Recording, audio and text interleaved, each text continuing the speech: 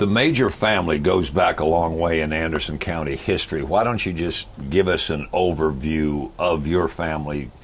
Well, it does go back a long way. You have to think about our great-grandfathers and great-great-grandfathers that are buried even over at Sandy Springs. Sandy Springs Methodist Church over there. Yeah, so that's 5 or 6 generations back, and some of them were Methodist circuit riding preachers. Our grandfather from Shiloh Methodist, related to the Rampies from Piedmont Wesleyan. And so when we were young, I would come down from Kentucky, and Mike lived here. We'd come for the Major Rampy reunion to see my grandmother, and we played together in the creek out on the farm there in Piedmont. I mean, we're very close in age, about 6 months apart, and of course, I was the only child at that point, so I was glad to have a cousin my age come for a couple weeks in the summer, and yeah, we found plenty of adventures to get into on the farm. So your grandfather had that dairy farm originally? Yes. And then your dad took it over? Yeah. And did you get involved with the dairy operation? Only as growing up. Of course, I learned to milk cows, spent a lot of time on tractors and all the fun stuff. But yeah, when I was a teenager, my dad told me, he says, you might want to figure out something else to do for a living. It's a lot of hard work with absolutely no days off. Right, 7 days a week, twice a day. Yeah. You grew up in the Piedmont area. Where'd you go to school? I went to Wren High School, and then after that went to Tri-County Tech, got a degree in industrial electronics after high school, and then went to work with Michelin. And then some years later, I went back, got a bachelor's degree from Limestone College. And Sam, you went to school in Kentucky. Yes. And then tell me a little bit about what you ended up doing. We moved to South Carolina first in 1980, and then we were missionaries in Bolivia, South America. I flew an airplane down there for about 10 years. I was paramedic in Greenville County before I went. I was paramedic in Greenville County after I came back. I always enjoyed taking care of people better than I did the airplane, and so when I got back from South America in 1992, I went to nursing school, worked at Greenville Memorial. From there we moved to North Carolina for a number of years. So I've been in nursing now for, goodness, over about 30 years, and I am still working. For the last number of years I worked in healthcare, information technology, as a nursing informatics data person. Your introduction into hiking, what do you remember about the early days, and why did you do that? Well, I've hiked all my life. I was overweight, weighed about 310, 320 pounds. I was physically active, but obviously weighed way too much. And just got inspired to take care of myself and start hiking. One of my goals was to climb Half Dome in Yosemite when I was 60. Had a rafting trip in the Grand Canyon with my son a number of years ago, and I knew I just had to lose weight, and I did. And then I got into hiking the Appalachian Trail. Really, the Appalachian Trail was some of my first backpacking hiking. I'd made some attempts at it previously, but really serious into the backpacking long distance hiking started about 6 years ago for me. And Mike, how did you get involved in hiking?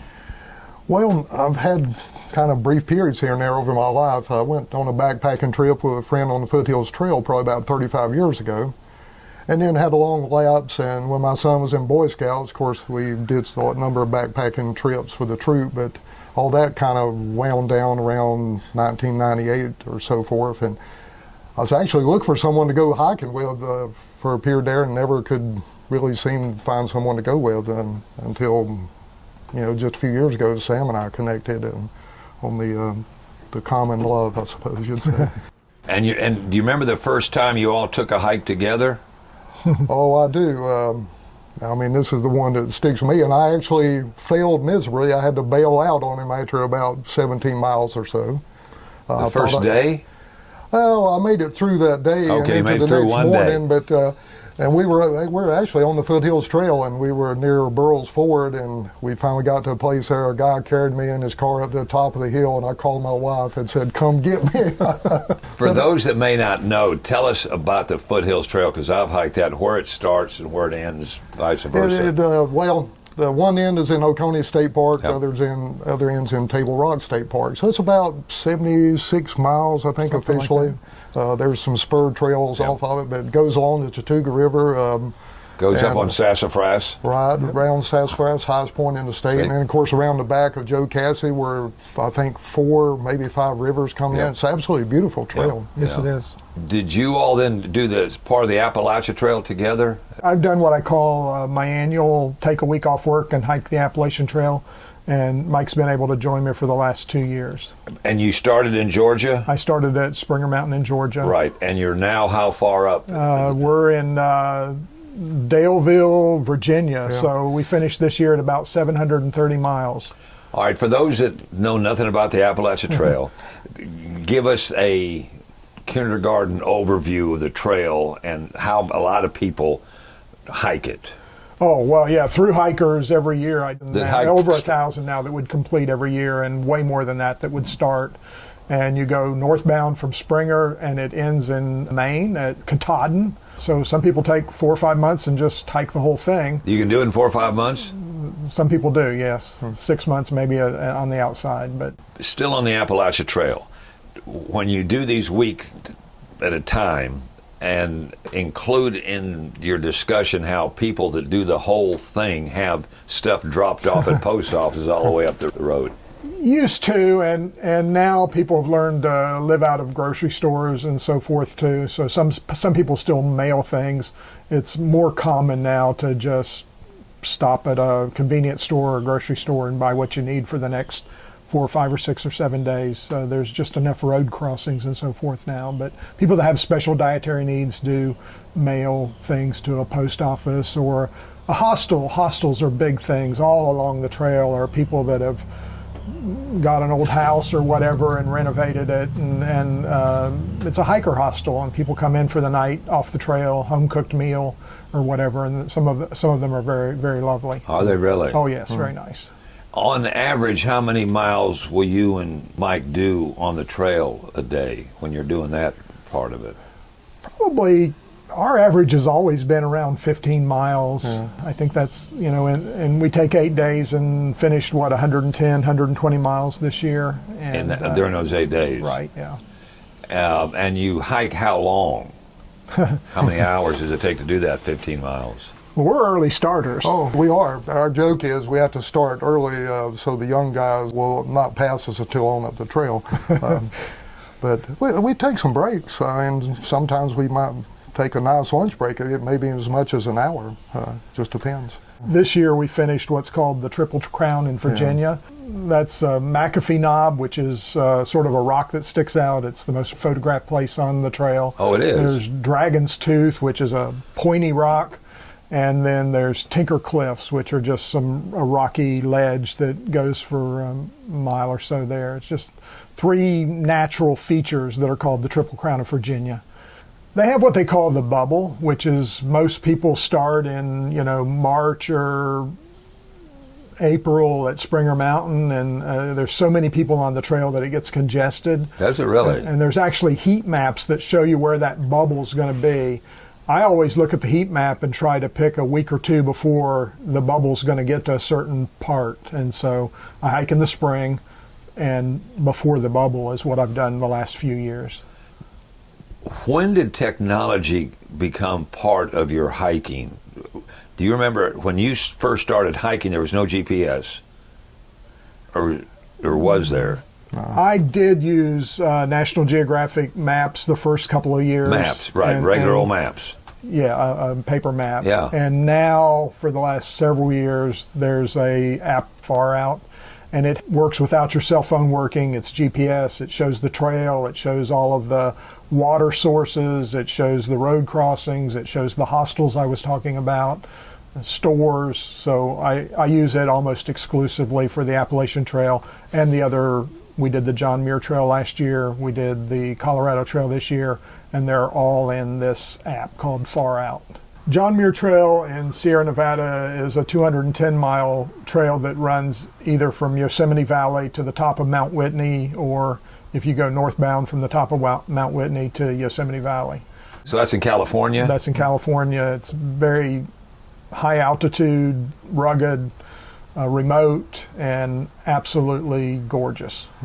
And that was after we were in shape hiking around here, climbing hills at Paris Mountain, Table Rock, and up on the Art Loeb Trail, climbing up to Black Balsam Knob and those kinds of things, just to get used to climbing altitude. But get used to climbing steep slopes, but to get the altitude, you can't do that around here.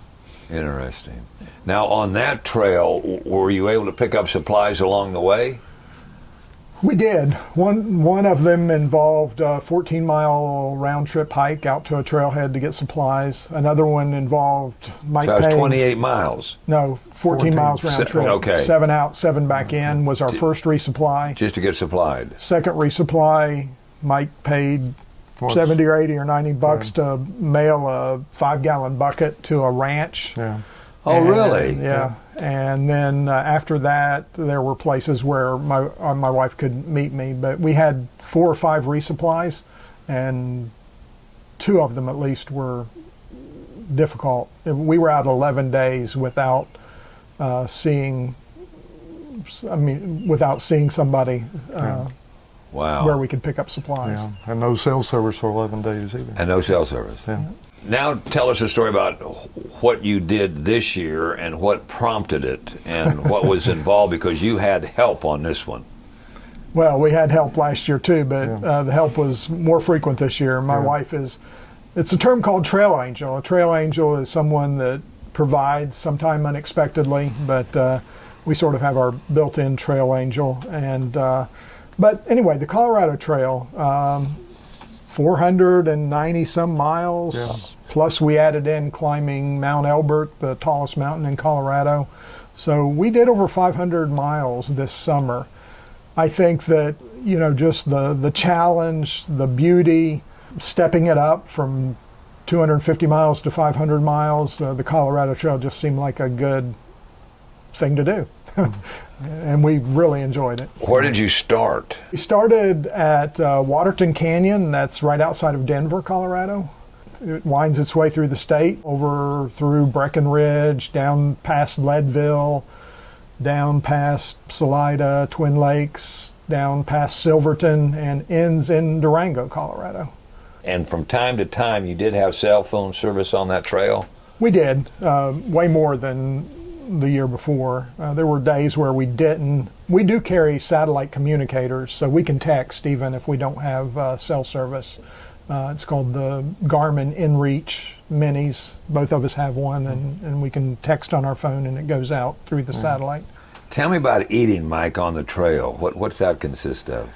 A big consideration, of course, is the weight of your food. And of course, there's no way you can carry enough food to really even satisfy a normal appetite. So we both lose weight while we're on the trail. But you want things that are easy. This time we opted to, for the most part, go with no-cook breakfast, although some mornings we did warm up water and had the instant coffee because we just need our coffee. Lunch was usually something like a Spam in a tortilla, or peanut butter and jelly in a tortilla. Usually for dinner we'd splurge and pull out the stove and heat up hot water to rehydrate something. Usually something that's either pre-packaged, you buy at REI, or Sam has been good at finding a number of recipes of things you can make, and you basically have the ingredients and just add the hot water to it and let it wait several minutes for it to rehydrate. You keep your pack weight at about what? For me, personally, mine's probably between 35 and 40, depending on how much food or water I have in it at the time. Yeah. They have what they call a dry weight, which I like it to be under 20 pounds, but I was probably, it just depends on how much water you're carrying or how much water you need to carry. But, mine was probably 30, 35 pounds most of the time. And in the pack, it would consist of what?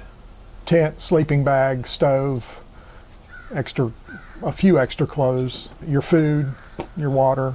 But then there were some times when you just left the trail and took it easy. Oh yeah, absolutely. On this 38 days, we had 3 what we call 0 days, no hiking. We had what we call Nero, which is near zero, and where it might be 8 or 10 miles, get into town by noon.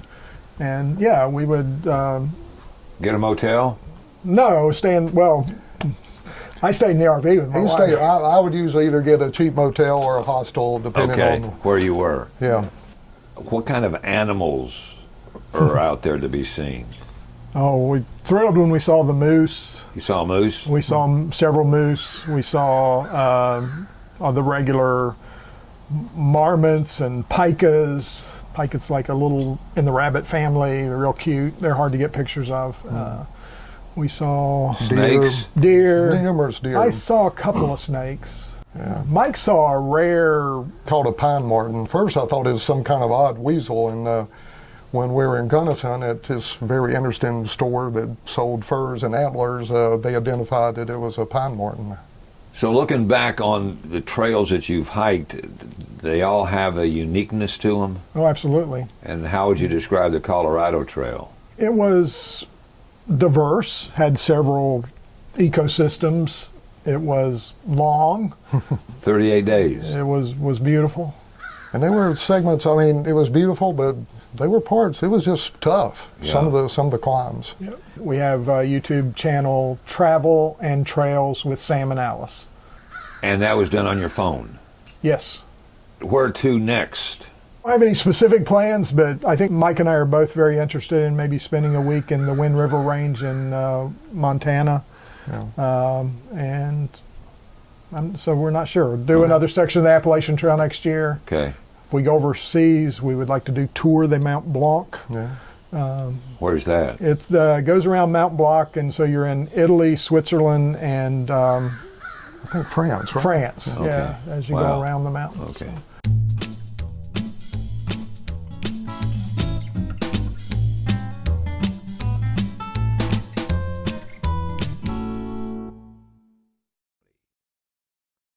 Brought to you by the folks at Anderson County.